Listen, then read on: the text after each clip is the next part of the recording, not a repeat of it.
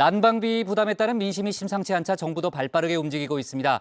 닷새 전 발표한 취약계층 지원 방안, 사각지대가 많다는 지적이 많이 나왔죠. 오늘 추가 대책을 발표했습니다.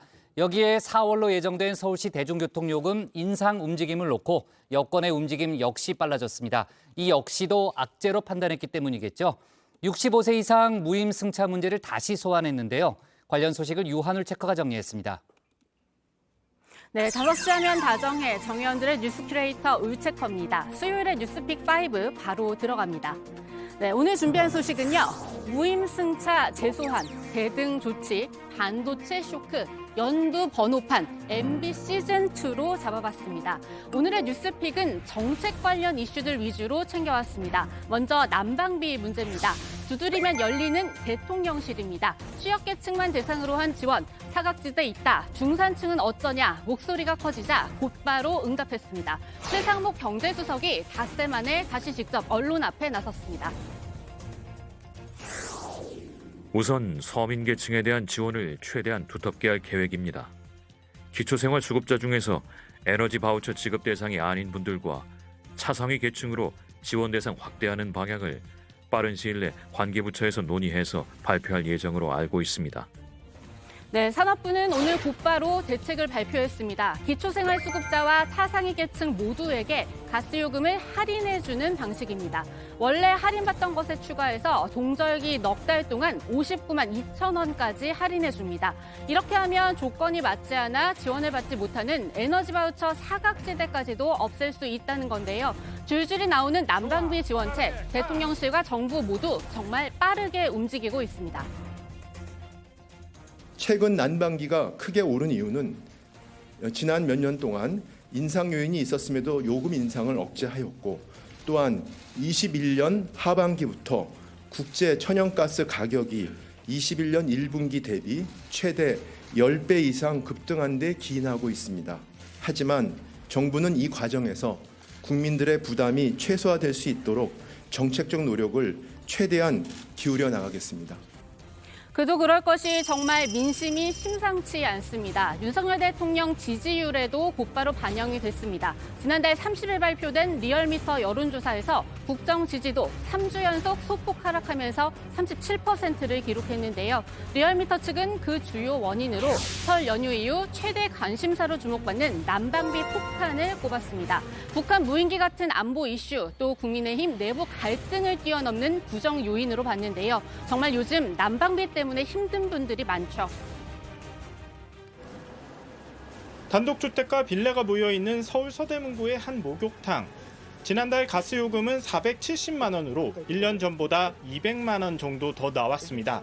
이렇게까지 큰 직격탄이 될 줄은 몰랐어요. 그래봤자 얼마 좀 오르다가 그러겠지 했는데 주변 쪽방촌에서 오는 손님도 많아 목욕비를 7천 원으로 유지하고 있는데 앞으로는 고민이 큽니다.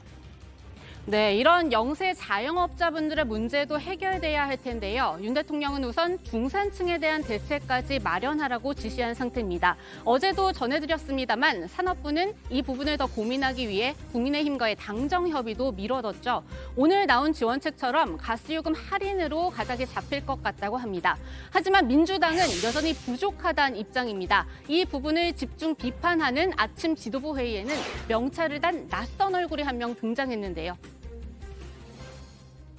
저희가 이제 보편적 복지를 실현하기 위해서 어제 그 한 주말 내, 그다음에 어제 하루 종일 파주시 의회와 많은 협의 과정을 거쳤습니다. 그래서 다행히 그래도 선별적 지급을 하자는 안들을 좀 거둬주셔서 보편적으로 전 세대에 지급하기로 하였고요. 그 중앙정부에서 했던 에너지 바우처도 좋긴 하지만 현실적으로 턱없이 부족합니다. 그래서 전 세대가 지원받을 수 있게 가구당 한 20만 원씩 지원하기로 하였습니다. 난방비 물가 폭탄! 윤석열이 해결하라! 바로 어제 전국 지자체 최초로 모든 가구에 20만 원씩 난방비를 지원하기로 한 김경일 파주시장입니다. 이 대선에 도전하기 전 도민 모두에게 25만 원씩 코로나 재난지원금을 지급했던 이재명 경기지사 모습과도 겹쳐 보이는데요. 이재명 대표 크게 칭찬하면서 보편적 지원 다시 한번 강조했습니다. 초지방정부조차도 이제 가구당 20만 원을 지원할 수 있을 만큼 마음 먹으면 얼마든지 서민에 대한 난방비 지원이 가능합니다. 특히 재정 여력이 기초정부보다는 훨씬 더 클 광역 그리고 특히 중앙정부에서는 정말로 우리 국민들의 고통을 조금이라도 공감한다면 즉시 충분히 난방비 지원이 가능하다는 점을 다시 한번 지적하면서 정부의 난방비 지원을 촉구합니다. 네, 난방비 지원 방법론을 둘러싼 공방은 계속될 것으로 보이는 가운데 정부 여당에 떨어진 발등의 불은 하나 더 있죠. 바로 천정부지치 솟는 물가입니다. 여론 전문가들은 이 역시 당분간 윤 대통령 지지율에 직간접적으로 영향을 줄 거라고 보고 있는데요. 그래서 여당이 나섰습니다. 주호영 원내대표 어제도 전해드렸지만 이 4월로 예정된 서울시 대중교통 요금 인상 문제를 건드렸습니다. 특히 인상 요인으로 지목된 무임승차 문제 이제는 해결해야 한다며 전면에 내세웠습니다. 조금 지나면 무임승차하는 65세 인구가 전체 성격의 3분의 1에 달한다 그래요. 그리고 1년 적자가 지자체 합치면 1조가 넘어요. 재정이 열악한 지자체가 지하철 적자 보존하는데 엄청난 재정을 많이 쓰고 거의 한계에 와 있기 때문에 이 상황을 그대로 이어갈 수는 없다. 네, 이 주 원내대표의 문제제기 그 뒤에는 오세훈 서울시장의 제안이 있었다고 하는데요. 오 시장 앞서 대중교통 요금 인상 발표 이후로 무임승차로 발생하는 손실을 들었죠. 이 손실분을 정부에서 메워주기 위해 책정한 예산, 국회의 이번 연도 예산안 심사 과정에서 빠졌는데요. 오 시장은 기재부의 반대 때문이었다면서 이제는 기재부가 나서라, 난방비만이 아니라 교통비도 민생이다. 다시 한번 목소리를 높였습니다. 이 무임승차 제도 벌써 40년간 이어져 온 제도입니다. 1984년에 시작됐습니다.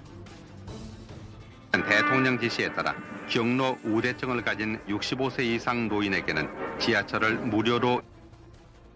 하지만 우리 사회의 고령화가 급속히 진행되면서 문제로 떠오른 지 이미 꽤 오래됐는데요. 저도 지하철을 타고 다니다가 이 도시철도 측의 홍보 스티커나 영상도 많이 봤습니다. 현실적인 여건상 손질을 봐야 하는 건 분명히 맞죠.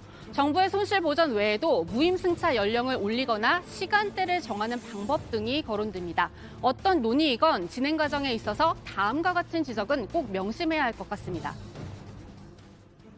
노인에 대한 시선이 곱지가 않죠. 그래요. 저분들 때문에, 저 나이 드신 분들 때문에 우리가 고통받고 있다. 이런 생각을 하는 거예요. 그리고 이제 가끔 지하철에서 청년 세대들하고의 다툼 문제를 이렇게 목격하면서 이렇게 좀 청년 세대들이 그런 약간 노인 세대에 대한 혐오, 약간 이런 것들이 있는 것 같고, 그다음에 이번 무임승차 발언도 정치권이나 서울시에서 이 발언도 결국은 세대 갈등을 부추기는 거예요. 바로 네, 두 번째 픽은 대등 조치입니다. 중국이 오늘부터 한국발 입국자 모두에 대해 PCR 검사를 실시합니다. 중국에 도착하면 공항에서 바로 받고 양성이 나오면 자택이나 숙소에서 격리해야 합니다. 우리나라에만 적용하는 입국 강화 조치입니다. 통보도 불과 12시간 전에 했습니다. 주중 한국 대사관 홈페이지에 공지를 올렸고 양국 항공사에도 비슷한 때에 통보했다고 합니다. 그 이유는 중국 외교부 대변인의 말에서 찾을 수 있습니다. 方以最大诚意，本着实事求是的态度，与有关国家进行了充分的沟通，详细介绍了中方优化调整防疫措施的科学性、合理性和当前中国国内的疫情形势。但令人遗憾的是，个别国家仍然执意针对中国采取歧视性入境限制措施。对此，中方坚决反对，并有理由采取必要的对等措施。 네, 우리나라가 중국인에 대해 단기 비자를 내어주지 않는 조치를 이번 달 말까지 연장한 데 따른 보복으로 보입니다. 중국 당국은 여기에 대해 비과학적인 조치라고 했고 중국 관영 언론들은 중국인 관광 특수를 놓칠 거다 이렇게 으름장도 놓았는데요. 우리 방역 당국은 과학적인 조치라고 맞받았습니다. 저희는 이제 객관적으로 과학적인 근거에 의해서 이제 방역 조치를 전개를 해나가고 있습니다. 그래서 초반에 그 중국으로부터의 입국자에 대한 양성률이 30%를 상회하는 경우도 있었는데 현재는 2%대 정도로 안정이 되어가고 있습니다. 이와 같은 그 국내의 방역 조치는 국민의 안전과 건강을 위해서 불가피하고 선제적으로 방역 조치를 했다라는 말씀을 드리고 앞으로도 이러한 방향으로 이제 방역 조치를 펴나가겠다라는 말씀을 드립니다. 네, 지금 들으신 것처럼 중국발 입국자의 양성률 2%까지 떨어졌습니다. 지난달 22일부터 28일까지 통계치입니다. 하지만 2%라고 하더라도요, 146명입니다. 결코 무시할 만한 수치는 아니죠. 거기에 중국은 국내 전염병 상황을 자세히 소개했다고 하고 있지만 글쎄요, 중국 베이징시만 하더라도 일시적 집단 면역 형성됐다 이렇게 주장하면서도 객관적인 근거 자료는 내놓지 않고 있습니다. 그렇다면 우리 당국으로서는 돌다리도 두드려보고 건널 수밖에 없지 않을까요? 이 2020년 코로나 초기로 돌아가 보면요, 그때는 우리나라가 이 중국의 입국 제한 조치에 외교 루트로 항의했습니다. 그러자 중국이 외교가 아닌 방역 문제라며 일축했었는데요. 3년 전 왕이 외교부장이 강경화 당시 외무장관에게 한 말입니다. 중국은 이때를 다시 떠올려 볼 필요도 있을 듯합니다. 우리나라에 들어오는 중국인들의 PCR 테스트 결과 정도를 가지고 있고, 그러나 그 인원들이 아직도 조금 우리가 그냥 완전히 다 해제를 해버리기에는 조금 좀 신중해야 되지 않나 이런 생각이기 때문에 그런 상황을 저희가 좀 더 파악을 해보고 이런 숫자들도 이게 충분히 우리가 좀 감내할 만하다든지 하는 판단이 되면은 2월 28일까지 되지 않더라도 그 전이라도 해제 여부를 검토하겠다. 네, 다음 픽은 반도체 쇼크입니다. 한국 경제의 버팀목인 수출이 비상입니다. 1월 수출액이 1년 전보다 16.6% 줄었는데요. 이 수출의 버팀목인 반도체가 타격을 입었기 때문입니다. 메모리 반도체 가격 하락과 수요 감소로 1년 전보다 반도체 수출액이 44.5% 급감했는데요. 우리나라 무역 수지 마이너스 127억 달러 규모로 역대 최대 규모 월간 적자를 기록했습니다. 네, 오늘의 네 번째 픽, 연두 번호판입니다. 이르면 오는 7월부터 법인차는 연두색 번호판을 달아야 합니다. 앞서 일명 슈퍼카를 법인 명의로 구입한 뒤 사적으로 몰고 다니면서 이 탈세에 온상이 되고 있다는 지적 많이 나왔죠. 눈에 확 들어오는 이 연두색 번호판으로 일종의 명찰 효과를 노리는 겁니다. 물론 여기에 대해 회의적인 반응도 나오기는 했는데요.